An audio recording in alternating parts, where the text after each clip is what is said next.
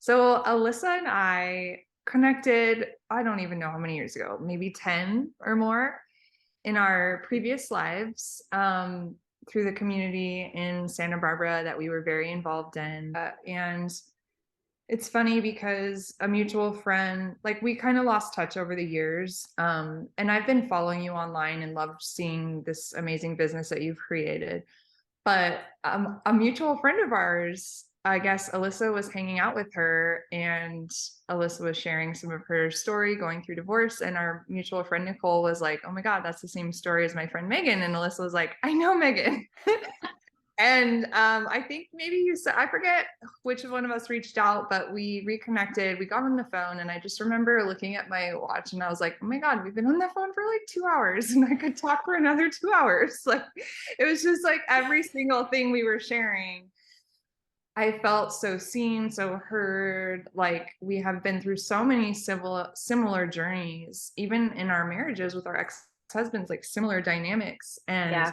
it's so validating and beautiful to connect with another woman who's walked this path. And I really immediately wanted to interview her for our audience because her story is just so inspiring. So I want to introduce you guys to Alyssa. And Alyssa, would you like to share a little bit more about what you do and who? Yeah.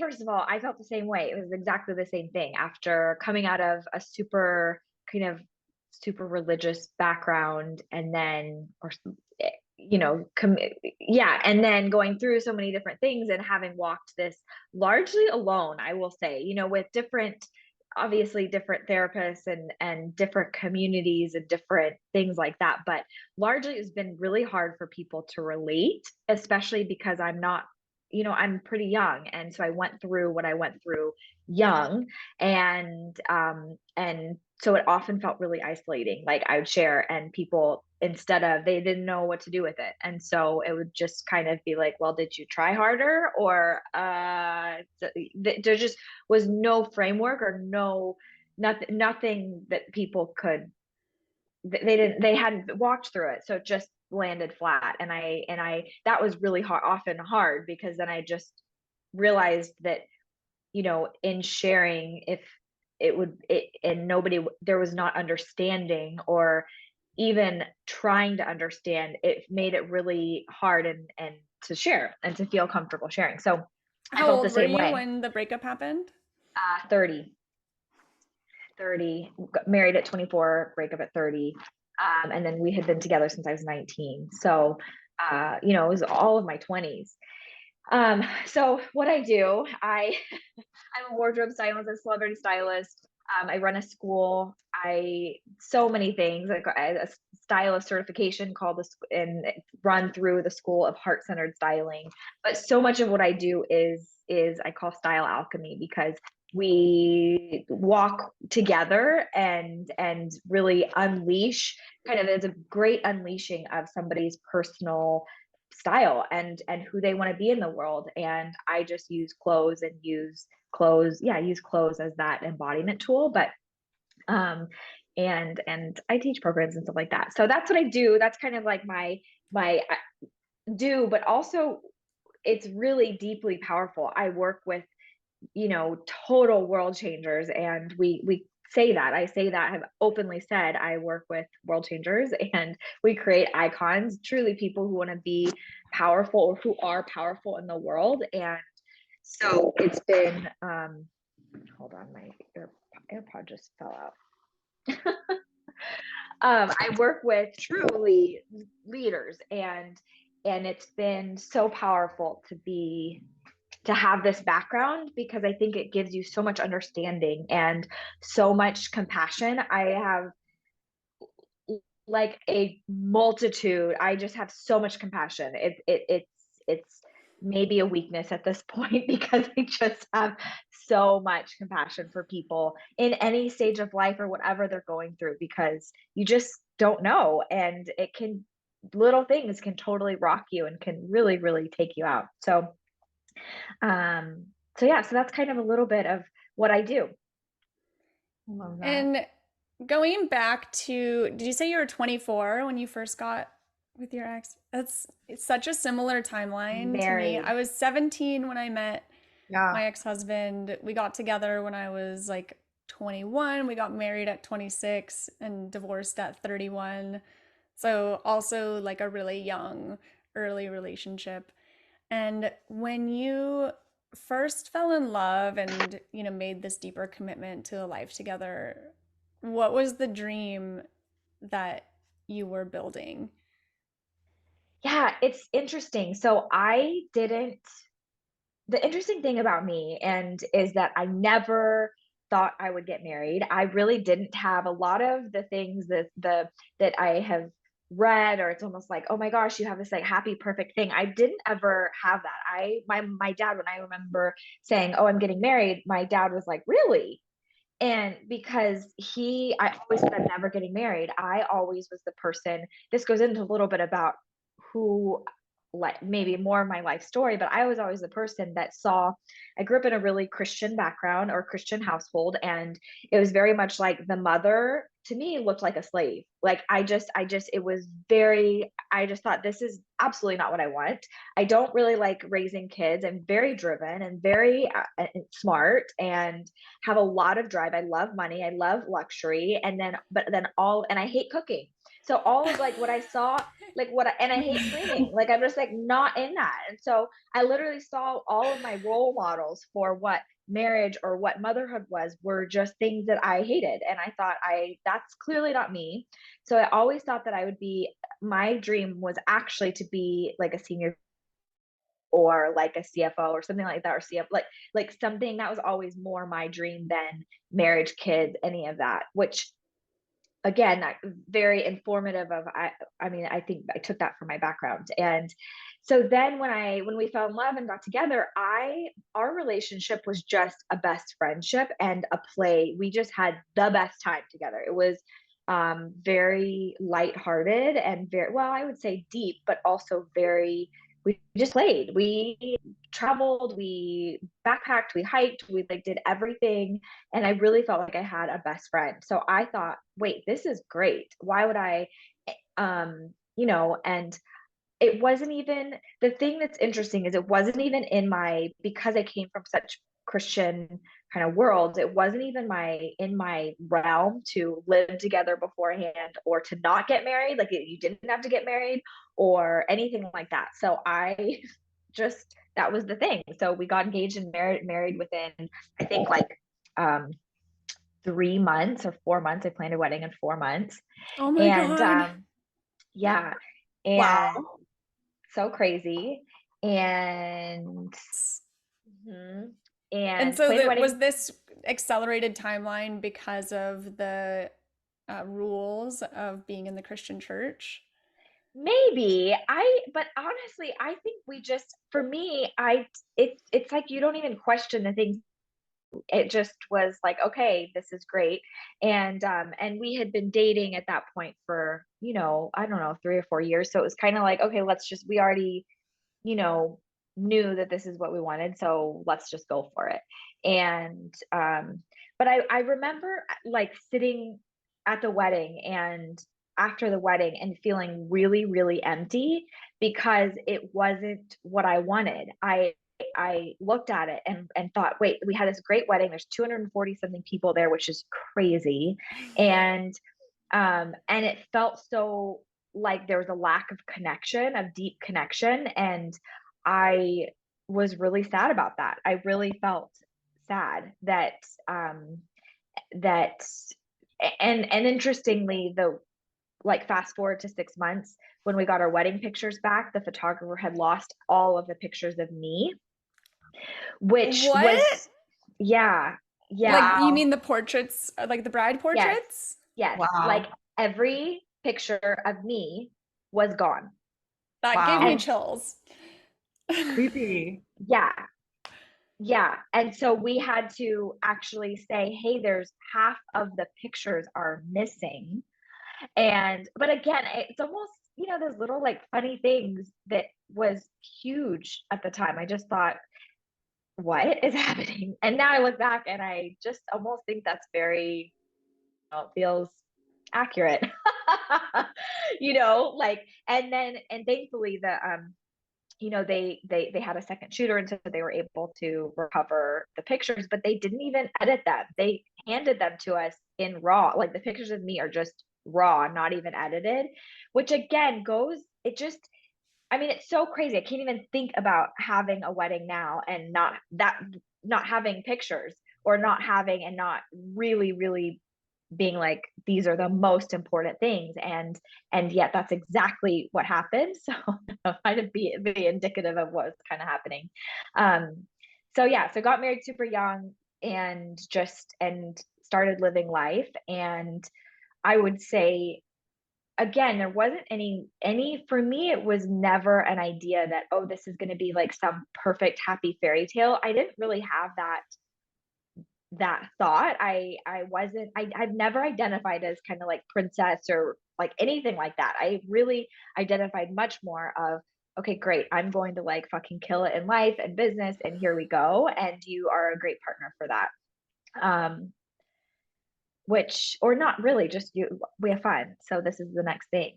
And it wasn't until we started having some problems, mainly uh and I want to protect him, but I don't think he was getting help for some of the things that he was happening in his own personal life.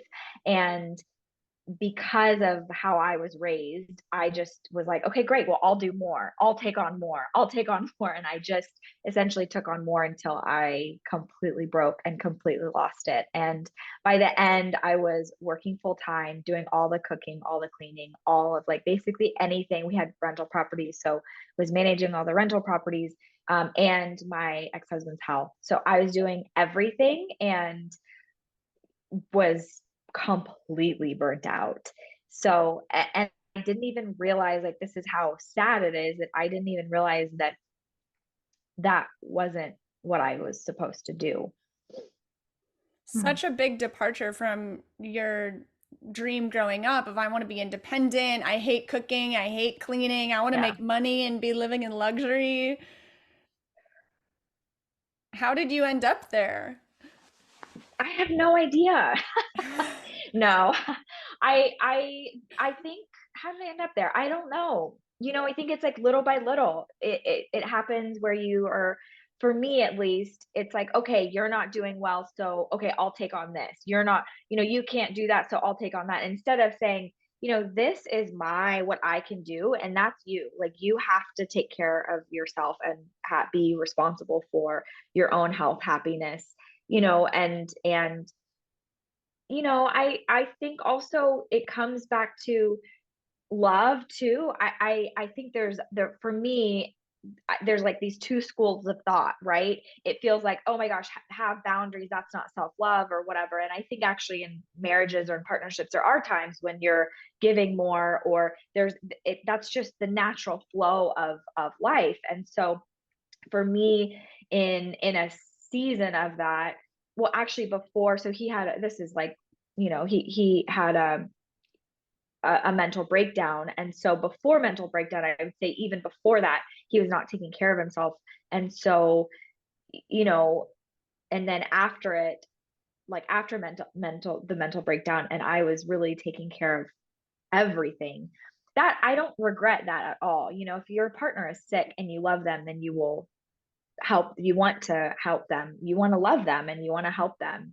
I think that when it becomes, so there's that line of, when is it really giving out of my overflow, and when is it just completely codependent, I'm not okay if you're not okay. And that's been such a journey to unravel, even now after 4 years later, to So many unravel that. women are going to relate to that. Yeah. Yeah. That is the burden of being a woman in America in our generation and the generations before us. Like we're so damn competent. We just pick up all the slack for everyone around us who doesn't have their shit together. And there's this idea of like the super mom or the super woman who does it all. Mm-hmm. And Ugh. I'm curious about that rock bottom moment. Like what was the breaking point when you just knew I can't continue like this? Something has to change. Yeah. For me, it was we had a conversation and hold on, I have to do this. So Thank you. um so for me, the rock bottom was I remember we were in the car having a conversation and I was pretty burnt out. I had gained about 30, 40 pounds. I was, from the stress. And I was just exhausted. I remember feeling like I am so exhausted and telling him some of what I need is I really have a desire to travel in the next year, and I would like you to plan us a trip or just something. I'm burnt out. And he said that's something I will never do and can never do. And so if that's an expectation on me, then this is, I won't do that. And that was that was actually the nail in the coffin because it was like the final thing because I felt like for, 10 months I had been uh, managing my business, managing his business, managing our rental properties, managing his health, managing my health. And then when I was like, this is kind of what I need, we need to just take care of us and stuff. And he's like, no. Then I, and that was that was kind of the second conversation after also realizing that he was not going to get help,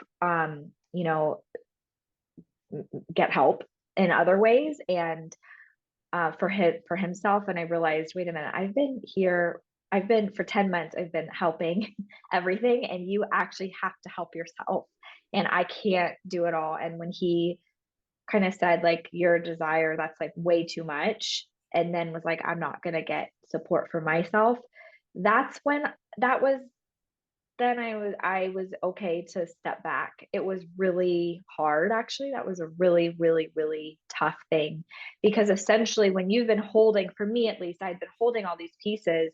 And then when I felt like I kind of gave him back his pieces and said, I have to take care of me. Um, it wasn't pretty. It was actually, I then went to Paris for 2 weeks. I went to France, and just as kind of like, I have to take care of myself.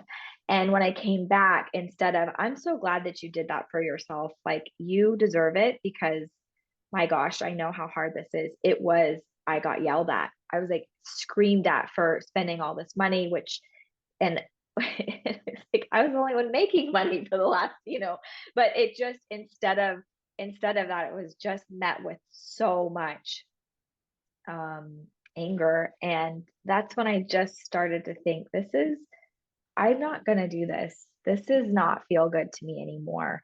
And, um, and it's time and then I realized too, because I got married so young and because we started in a relationship so young, I didn't ever really know what my needs were. I didn't know that, oh, I need luxury, or I need travel, or this feeds my soul in a way that is so important to my existence in the world that I will rearrange my entire life or finances or anything to make this happen. So that portion is so valuable for a woman, I would say, and was so valuable for me. And then, I mean, I spent, I think I'm still doing that, but I spent a lot of time just exploring that and figuring out, what do I need to be happy? And I called it the Queendom of Elissa. What does the Queendom of Elissa need? Like, how does money operate in the Queendom of Elissa? How do boundaries work? I'd never been taught boundaries. It was always very much be good, be nice, do this. This is what's expected of you, so do this. And I just did. And then all of a sudden I was like, wait, if you're not paying me, or if you're not a friend, or you're not somebody that I like want in my space, like, you actually don't have access to me. And even that boundary, was hard to set. And setting boundaries with my ex-husband too. I remember at one point he was yelling, and I said, nobody has ever treated me this. Nobody in my life treats me this way anymore. Like, you can't treat me this. And he was, triggered. He was triggered, and there was, it was divorce. Divorce is not pretty. And so I said, from now on, you can speak to my assistant. She's in the in place. And he lost it, like, was just lost it. And I realized, you I don't have to give you access to me, and you are used to having access to me, but that's how this happens with me Yeah. owning my power and me setting my proper boundaries. I don't have people that yell at me in this way. So you can yell at yourself in this way, but you can't yell at me in this way. And so I would say that was such a, like, pivotal moment for me in my life, because um everybody always says you can allow people to treat you, or it's whatever. I don't even know what the quote is, but all of a sudden, to stand up and say, you can email me, but I will not talk to you on the phone. This is insane, like, um, and to have healed so much in the year and a half, that I had now figured out, oh, this is abusive, this is emotionally abusive. I don't have to deal with this. But when you're in it, it's really hard to see it sometimes, because you're used to it. And so then to come out and to love yourself and to give yourself what you need, and to really, and that journey has not been easy. It's very hard, I would say, even still, to say this is what I need, and that's a valid need, because the world, I think there's a lot of messages, or the world or family dynamics or whatever can often invalidate your needs, because that's not what this person needs, or that's not what this person needs. But to say, this is what I need to be my happiest, shiniest, most thriving self, um, it's still a journey, it's still a process. But that definitely was significant when I realized, or after having that conversation, and I realized that I had created such a peaceful place for myself, where somebody's, raised tone or meanness was so foreign to me, because I didn't have anybody in my life like that anymore. Hmm. I so relate to that. I had to do a similar thing with my ex. I remember during our exchanges, he would always want to come in and use the restroom at my place. And one day I was just like, you can't come in. I need this boundary. This is my space now. And it had been our shared space before. And I remember him just looking at me like, you effing bitch. And it's like, when we put up boundaries, the people that get mad are the people that benefited from us not having any. Yes.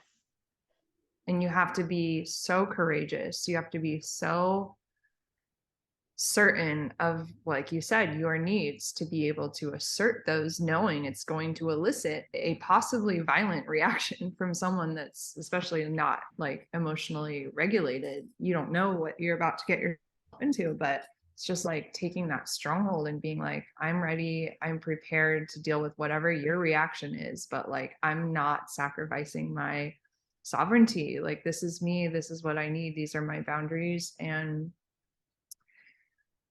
I mean, for me, coming from the Christian church, I put my ex-husband up on a pedestal as the male in the household who had the ultimate decision-making power. It was like a hierarchy. It was like God, him, me. And I just remember it was like I took these goggles off, and all of a sudden I could see, like, you're just a man who's hurting and wounded. You are not this authority that can override me and my personal power and my needs anymore. And it's still, because we have shared custody, he is in my life, probably the one reason to teach me to uphold boundaries. Because he's like a puppy dog, like, he'll just always cross them, he'll always be like pushing against me. And so I have learned to be in my power because of this man in my life. And I've really seen that as one of my greatest teachers. So I relate, and I feel that so many women who hear your story are going to relate to many different aspects of your journey.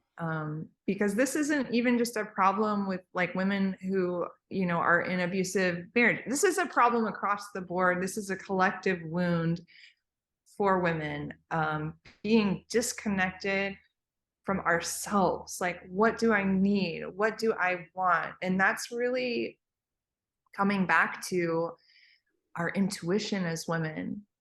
And I know we've both read a book called Pussy by Regina Talmer. And for her, she's teaching women that their pussy energy is basically their intuition. She calls it the GPS, the great pussy in the sky. And I feel like that connection, if you have that, then you're going to be okay. You're going to thrive. Like just knowing that voice of the GPS and then having the courage to follow it, because often it's not a linear path, right? Yeah. It's just unpredictable and scary. And I would love to know, like, when you felt a real turning point of like connecting with that GPS and finding yourself again and building that sense of like your core, you know, your sacral chakra, like that compass that guides you after your rupture. Yeah. Such a good question. I feel like I've always been super intuitive, and that was really shut down. Actually, it was you're emotional, and you can't make, that's not a logical decision. Be logical, be realistic. Because I've always made decisions based on feeling. I was like, that doesn't feel right. Something doesn't feel right. Something's not right. And just that keen awareness of people, situations, something feels, and even when my boundaries were crossed, I was like, something doesn't feel good. But I was really taught to, well, you know, really stuff that and not listen to that, which what a disservice, you know, because yeah. Anyway, so when I feel like for me, I would say my cracking open happened in stages. So 5 years ago, in 2017, beginning of 2017, I guess that was 6 years ago now at this point, but at 2000, very beginning of 2017, I remember I had my business and I was in a group in a kind of a spiritual community, and I said, this is the year that I will be devoting my kind of writing to my business, and I'm going to write every single day and post it on Instagram. That's my commitment. And I'm really afraid about my truth of what that is gonna, you know, what that's going to do, but I just know that I'm held with you guys, so I'm going to write. And that was really helpful because that was the beginning, I would say, of just this pretty radical shift in what I thought was possible in my life. What is it really going for? I will say also, side note, I did Landmark Forum in 2013, and that was a self-development weekend, and that really did shift a lot for me. But Landmark is very heady and very from, I would say, like, it's personal development from the masculine space. And so felt a little bit different. But then to fast forward to 2017, I just started writing, and I went from like 0 followers on Instagram to like 5,000 or 6,000, basically over, 4 months or something. And so it was a lot. All of a sudden my business was launched. I was very much, I really had shot up and just saw life in such a different way, saw personal power in such a different way. I saw my intuition, my gifts, even God. I felt like God before this time was outside of me, and all of a sudden I just realized how powerful I was as a human, and it just rocked everything. And that's also when I realized that there was something wrong with my marriage, because I was saying, look at all the things that we can do, look at how powerful we are, all of this. And it was like, don't get famous. I remember he was like, I had been on a show on Access Hollywood, and he said, I can't protect you if you're famous. Do not get famous, no matter what. Don't get famous. And I remember feeling like, that's my journey. I can't shove myself back into the box of who I was. It's never going to work. It's just not. Interestingly, it also coincides with my Saturn return. So a lot was shifting, and it's basically like him saying, don't you dare become your full self. Don't you dare show who you really are and be the biggest expression of Yes. who you are, because that is Yes. so threatening to me. I can't handle you living your truth and being in your power. Yeah, I think more of anything he was afraid. There was like afraid for our physical safety, and because that goes back to some of his core wounding or core wounds, and but that was deeply hard for me because I had come back from the studio in LA and I was on cloud nine. I just had the best time. It felt, which is also really significant because I'm here. I am 5 years. That was five years later, and having a show. We're going through the whole process again, and but so nothing is ever lost. I will just say nothing is ever lost. Um, so then when he had his breakdown, I realized I needed support, more emotional support than anything. So I hired a coach, and I remember telling her, well, my ex-husband has spiritual gifts. I don't. Oh my gosh. And she was like, what? And I said, I just don't. I don't have this, you know?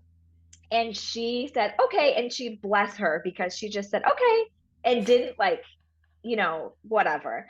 And so for the next 6 months, I heard her for 6 months, and the way that she described it, she said, listen, there's a lot going on like up here, and I want to teach you how to kind of go deep and listen to yourself, and give you some tools to exist in the deep, and almost give you your sonar back, because it feels like Cool. you've been a little bit disconnected from that. She didn't use that word, but that was the best metaphor, because actually now I feel like that's one of my geniuses, is I am super intuitive and super, I very connected. And I would say actually everything feels, if I close my eyes, everything is energy at all. I can feel everything. And so I can very much exist in the dark, in the non-seen, and so that was how I came into this intuition, and even just learn how to, and we'll like go into the woo woo, and I learned how to channel, learned how to listen, learned how to write, learned how to just be my feminine essence, which was, I have had to almost turn it on in like increments, because it's quite big and quite powerful, and very knowing, and very, yeah, very powerful. And so I hadn't seen, I still have seen so few women that are so turned on and so big, that it can feel a little bit like, whoa, who are you? And how are you giving yourself permission to be so big and so clear, and so loving and accepting of yourself? That is still something that I'm, learning how to be. I just said I'm in my Beth Dutton phase, which is a little fiery, like very Cali, like very um a different side of femininity that I was taught. I was taught femininity is like nice and agreeable and kind, and now I'm just like, no, I'm gonna fuck you up. Like, that's a no. And yeah, so how did I come into that? That was really the story and the journey. And then through divorce, well, I think two things come to mind. The first thing was, I remember sitting at this very desk, which is funny, and channeling my great grandfather. The weirdest thing, I had never, didn't even know who he was, actually had no idea. And started writing exactly what he said was, you will be fine. I You know what you need to do. And a really, really powerful message that I needed. It was, and again, I think I was like, what the hell is happening? I would not share that with anybody until now, because it just felt like I was this cuckoo person, but it wasn't my voice, and it was very loving, and it was a man too, which I needed. At that time, I actually needed a man to say, because my dad at the time was like, why are you getting divorced? You just haven't tried hard enough, and was really not understanding of my decisions at all. So was And that like the voice of the sacred masculine coming in and yeah, giving you yes, reassurance and giving me so much protection? permission. Permission, protection, like uh you know it was a whole, I think it was like this long. And essentially it's not going to be easy, but it will be worth it. And it's going to be a hard road. But it's going to be worth it. And that was the message, was it's not going to be an easy road, but it's worth it. And you know what you're going to do, and even reassurance for who he saw me as, because at the time, at the end, by the time that divorce came along, I was pretty beat down and I wasn't in my power in a lot of ways. And so I felt like this presence gave me a lot of permission to be me. And yeah, divine masculine for sure. And it wasn't God or Jesus, or it was very clearly, I was like, who the hell are you? And so then when that happened, I asked my aunt, I was like, who is this person? And she gave me she was like, oh my gosh, I know exactly who that is. He's like, Wow. so that was And kind of you cool. had just told your coach, I don't have any spiritual gifts. You're like It's like you were so in denial medium. of who you really are. Like you were living in such a lie of who you are and what you're capable of. And I love how I think so many women are going to resonate with your story. It actually parallels my story a lot. Like you started surrounding yourself with high vibration people, and you started Mm-hmm. surrounding yourself with people who were pursuing growth and who were pursuing expansion and pursuing like upgraded tools and skills. And then you started sharing your voice and sharing your writing and revealing parts of yourself. I mean, imagine when you first started posting online that it was just kind of like dipping your toe Mm-hmm. and, starting to test out what's it like to really share my voice. And then you were getting this amazing feedback. Like as you put yourself out there, those high frequency people resonated with you or attracted to you, gave you that Mm-hmm. feedback loop, and that becomes such a contrast.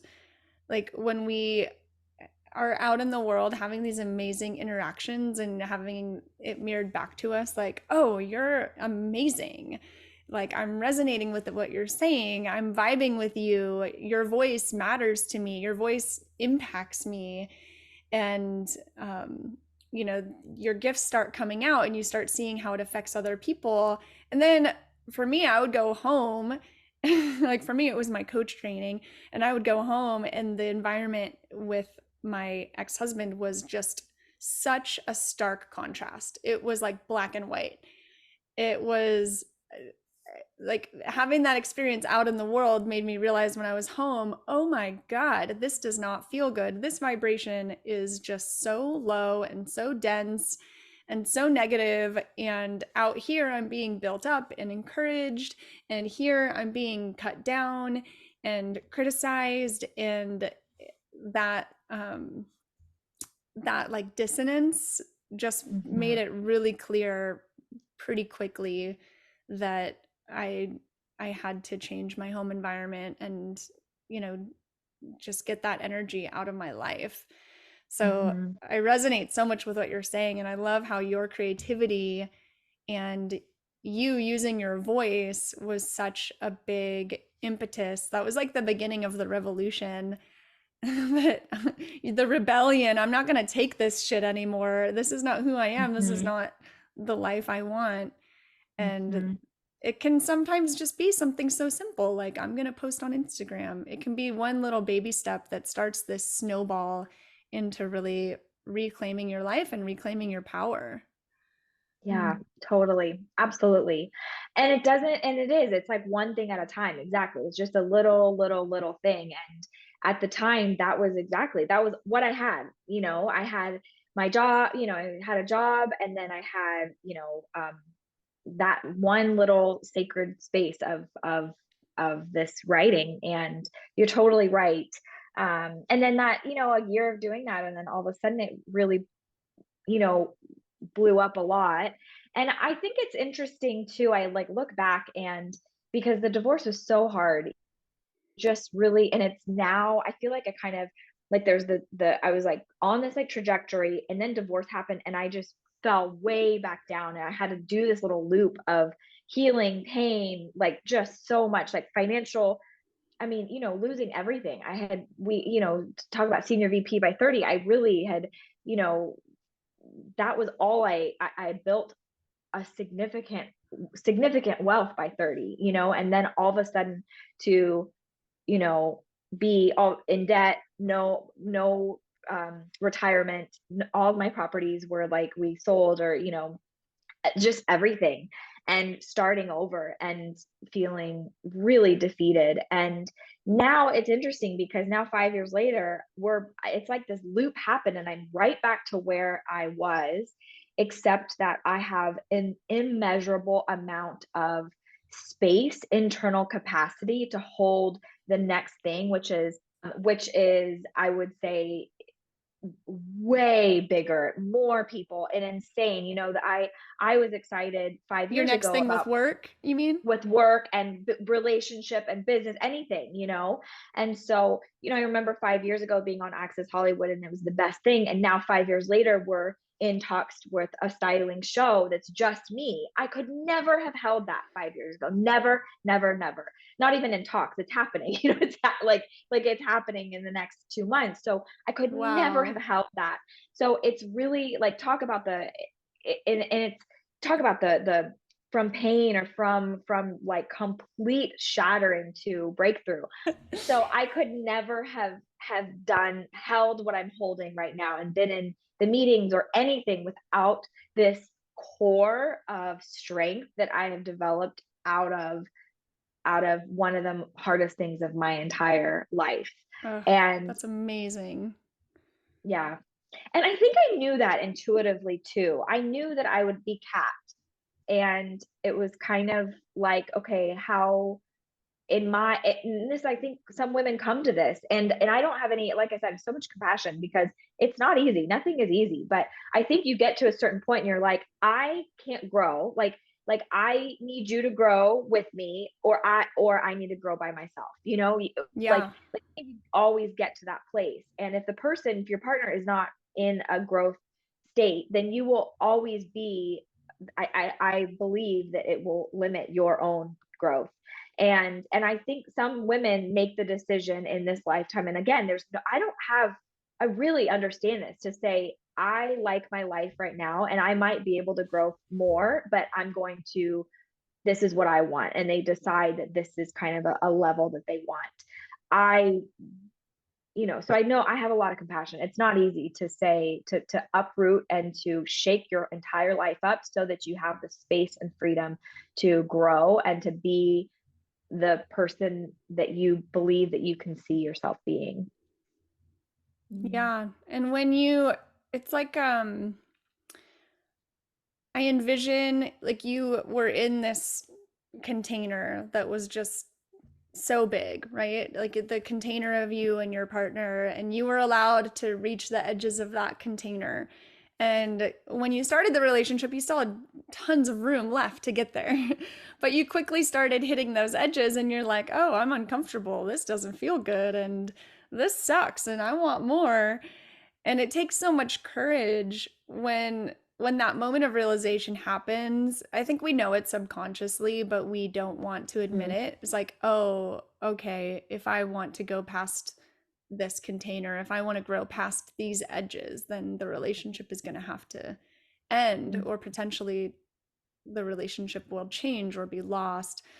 So a lot of times we keep ourselves so small because we're afraid of shaking the boat, and we don't want to lose our Mhm. best friend, our playmate, our lover, our husband. We don't want to lose our home. We don't want to lose the empire that we built together. In a lot of Mhm. women's case, lose the family that you've been building together. Like there's so much at stake. There's so Mhm. much to there's so much to lose. It's really scary to even consider the idea that the relationship might end. At least that's how it was for me. I was in denial for many, many, many years. My friends were like, Kirsten, this relationship is dead weight. It's holding you back. Like, I just see so much growth and expansion for you, and it's just keeping you so small. And I was like, really? Like, everyone else saw it so much sooner than I did because I didn't want to see it. As if I saw it, I would have Yeah. to change. and I would have Yeah. to walk through the pain of loss. But then when you have the courage to really admit the truth of what is, and also what a gift that your ex straight up told you, I'm not capable of doing that. Like, what a Mhm. gift to have that finality and to be like, okay, all the cards are on the table. I really know what I'm working with here. That moment of realization, like, it's not going to change. And Yeah. if I stay, I'm consciously choosing to stay in the status quo. Mhm. But once you broke out of that comfort zone, I just see that you had so much expansion. Like, you were able to really step into the fullness of your voice and step into the fullness of your calling and your talents and your gifts without restriction. And even that is terrifying because so many Mhm. people, and especially Mhm. women, are really terrified of witnessing their full bloom and being in their full power because it is intense. Yeah. Yeah, I would say I'm even still, I think it's always this constant. Now I'm realizing that womanhood and being and how, womanhood, how I am choosing to do it is a constant breakdown and growth. It's like it's a constant evolution of, oh my goodness, I have to break down that I have to deconstruct that kind of belief system or that way of being so that I can be bigger. And it's really, I mean, I have to say I'm even in one right now where I am a mother and, and have very, it's like I feel the rules of what I'm allowed to say, what I'm allowed to do, who I'm allowed to be, how I'm, what will she, all of these kinds of extra things. What will she say? Like, what will people think? What is she doing? Who does she think she is? Like, those voices are even bigger now than well, no, I think it's just I'm dealing with them head on. And to be, I feel like my whole life has been taught how to be good and how to, do all the right things. And now I am in the place of learning how to be hated and how to be misunderstood and how to still stand even when you are not understood, or to stand when even if you don't understand me or don't, nobody can know you fully. And so you are going to make decisions that piss people off. And so to be able to own that and still choose you and still choose me, still choose my voice, my truth is a new, I just, man, I think it's divorce. For me, divorce was my initiation into that. Divorce was my initiation into, like, this is what I need and this container isn't working for me anymore. And that was the first time when I kind of said no, too much. And I think I continue as a woman now, and as that I continue to say no or yes to, I'm saying no to this because I'm saying yes to whatever else is the biggest, the more fuller version of myself. And I can feel myself this month for sure, can feel myself. Anytime there's a little bit of a contraction, it means that there is a kind of something that's being burned down or something that is not feeling right. And because it's making space for the bigger, something bigger and the bigger version of me. So it's a continual process. I hope that, and I honestly, like, I hope until I'm like, 87 or 80, that I'm still, being testing the edges and testing the limits and pushing the limits and being my fullest, biggest, baddest self in whatever that looks like. That's so beautiful. We're always burning down to make room for the expansion and the growth. I love that metaphor. Hmm. Hmm. Yeah.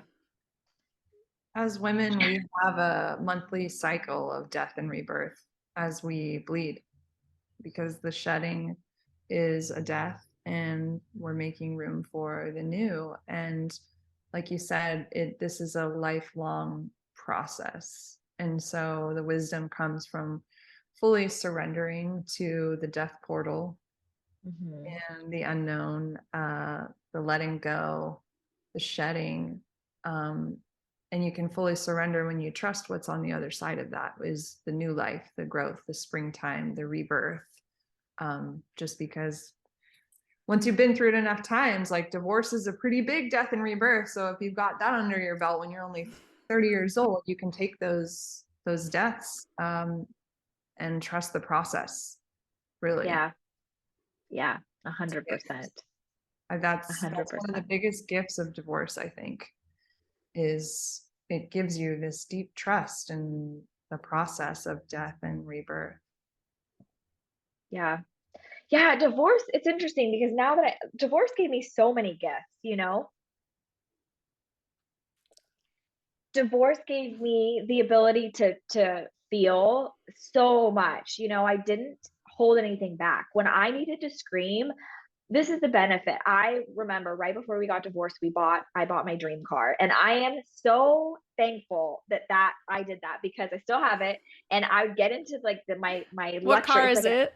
It's an Audi, and I like bought it off of the showroom floor, you know? So it was like, Oh, it was a damn. huge thing. I was like, and my goodness, that was like the biggest gift from God, from myself, you know, because I would get in there and I would just scream or I would cry or whatever I needed to do to process through any kind of emotion, I would do it. And sometimes I felt like crazy, you know, there's so many times and I was like, what is happening? I don't understand this. And I haven't been, again, there was no models. I didn't have like a sisterhood circle, or I didn't know what was happening at the time. I just listened to the next thing that I knew that I needed to do. I wrote, how many letters did I write? I wrote thousands, I feel like, letters to my ex or my ex mother-in-law or my, like anybody who I felt like I had something to say, but it wasn't their, it was my healing. It wasn't their healing. So I needed to do it for me, not for them. And just, and not even feeling any pressure to forgive or anything. Just like, I need to get this out for me. And I didn't stop. There was nothing nothing that I wouldn't do to feel or to experience what I needed to experience. And I have so much gratitude for that because now it, like, everything else feels kind of easy now. I'm like, oh, like I'm feeling angry. Okay, like I know how to deal with this. And so it gave me such a capacity to feel like, and that's the bad things, but it has given me a massive capacity to feel the good things too. It's like when I have a good day, my gosh, my days are just, it's like, or if I'm feeling love, like if I love you, like it is, I just have such a depth of a depth that I'm have access to, and I don't regret. There's not a thing like that. Having that is such a gift in life that that divorce gave me, and nobody could have told me that going through it, because at the time it just feels like I am in the most pain I've ever been in my whole life. What's happening? My whole life is falling apart, and I will say, I want to be real. There's still moments where, you know, especially what hasn't been redeemed for me fully is, you know, we bought our first investment property at 24. So I have been building for 6 years, you know, just all of these properties. It had, so there is still stuff sometimes where you're like, ooh, that's still painful for me. There's still some things where, because now I'm watching all my friends, you know, get into homes or buying multiple or doing the things that I had set myself up for, and there is still a pang of that. So I think there's also, yes, there's that, I'm, you know, talking about the amazing things, but there's also still some things that I'm like, ooh, okay, that's something to look at. Or there's still things that are, you know, I believe everything gets to be, I mean, to use very Christian language, but redeemed, and gets to, you know, it really, really comes full circle. But sometimes it's a process, and it doesn't happen overnight. Yeah. And exactly. some things are redeemed or reclaimed or like rebuilt sooner than others. And I love that honesty of that. It's not just like, oh, snap my fingers and now I'm living my best life. Like, in so many ways, you have gone so much further than you ever could in that relationship, but also acknowledging that there are parts of you and parts of your life that are still in the process of healing and rebuilding. And it's, you know, like, there is no timeline. There's no correct timeline of, oh, it has to happen in 1 year or in 4 years or in 10 years. I feel like we're going to be always in that process in some degree. And then something Yeah. else will happen, you know? Hmm. Like there will be It's so another true. unexpected rupture, and like we're always in the process of rebuilding and reclaiming what's been lost. But I think the difference is not living in fear of the loss. Like that's something I've been Yeah. really grappling with lately, because there's such Hmm. a part of me that shut down because like there were so many losses. My heart just couldn't open again. I couldn't Hmm. dream again because I was just like, I can't handle another loss. It's Yeah. not worth opening my heart and fully giving myself to something because the pain of the loss is too great. And just in the last couple months I've done some really deep healing around that, and Yeah.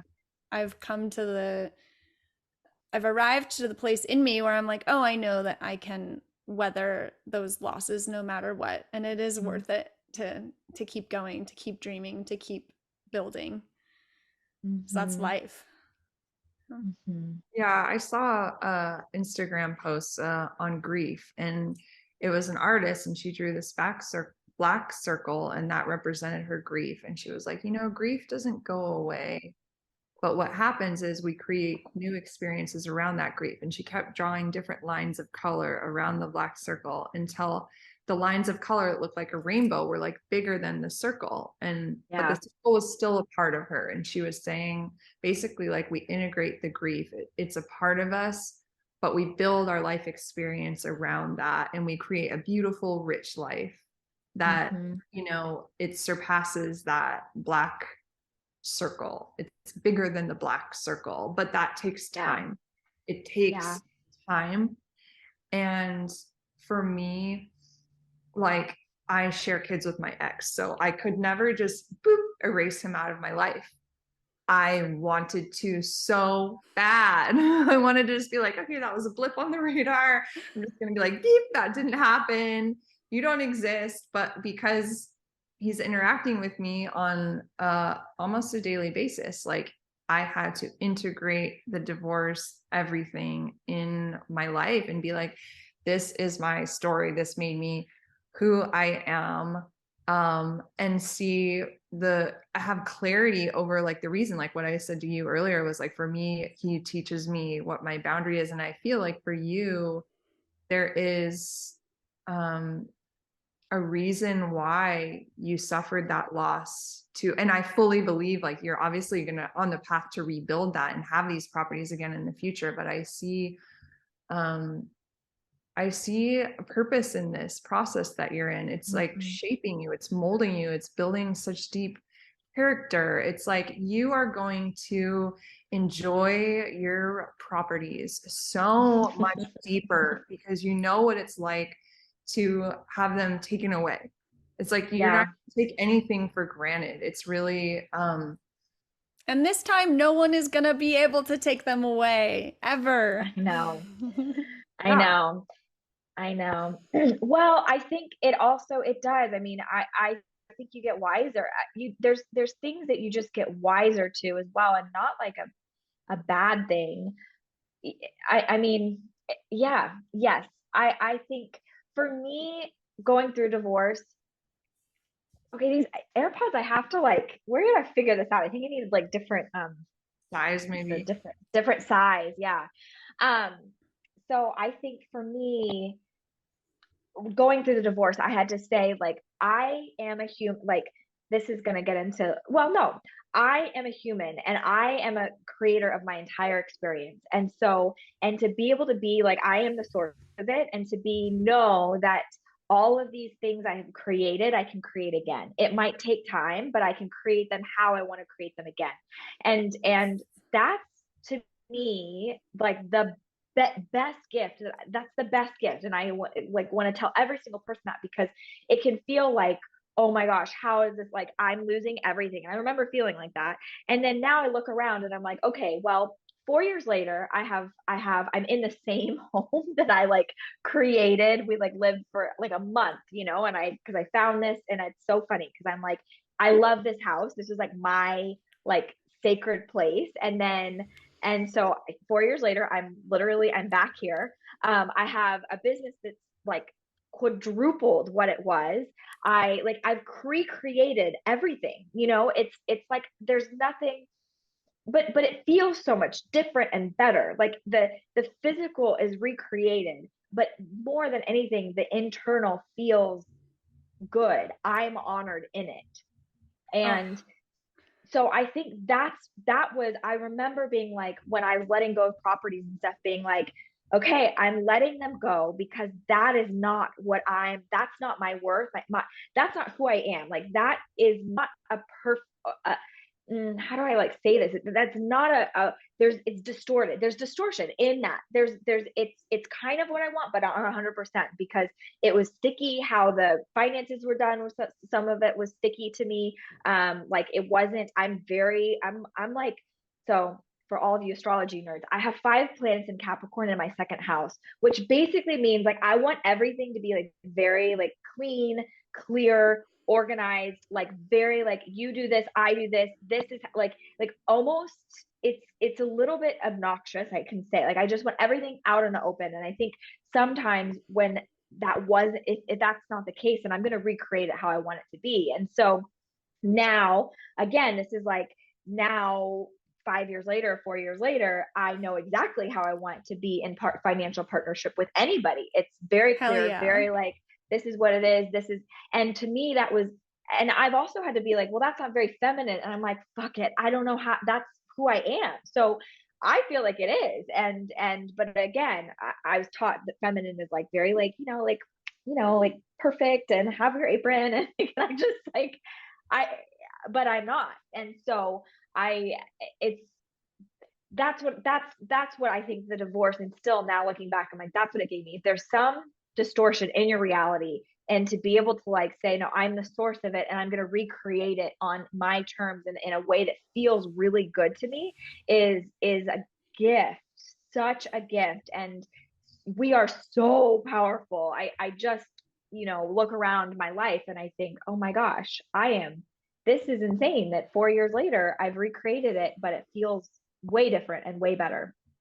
And doesn't that just give you so much confidence to see, oh, I created my life in this one iteration, burned it all down, created a whole new life in another iteration, burned it all down. I mean, I don't even know what version I'm on by now, but every once in a while I'm like, Kirsten, Yeah. how many times are we going to have to burn it all down and start over? I know. She was But it's like, like as I many times as it takes. And that realized. builds so much confidence. Like, I know now that no matter what happens, if I have to start over, that I can You're good. build everything. I can create. And that that confidence is so much more meaningful than anything that's on the outside, than any of the external manifestations. It's like what we own on the inside of um our just our recognition and our owning of our own creative power. Mm-hmm. Mm-hmm. So Amen. we always like to finish with just one simple question. What is your advice for any woman who in this moment is in her rock bottom rupture and just can't see the light at the end of the tunnel? What would you tell her? Give yourself so much grace and talk so gently to yourself. Just like, how would, like, just imagine your inner child and give her whatever, or him, whatever she needs. And you don't have to question it. You don't have to be like, what, that's so weird, just give it to her. And then it gets better. Like, I think that's the other thing. Like, it just gets so much better. Like, there's a reason. Yeah. And I didn't mean this for this to be 3 parts, but it is. Here we are. And the third part is, there are good examples of somebody thriving after divorce. I didn't have a lot of examples of that. So I felt like, oh, I'm getting divorced. I'm like signing myself up for I don't know, something, poverty and horribleness or something like that. And that is so not true. There are so many wonderful examples of people that have thrived after divorce and continue to thrive, and your kids can thrive and you can thrive. Everybody can thrive. So that's probably my advice for somebody that's in their rock bottom is be gentle, be so kind.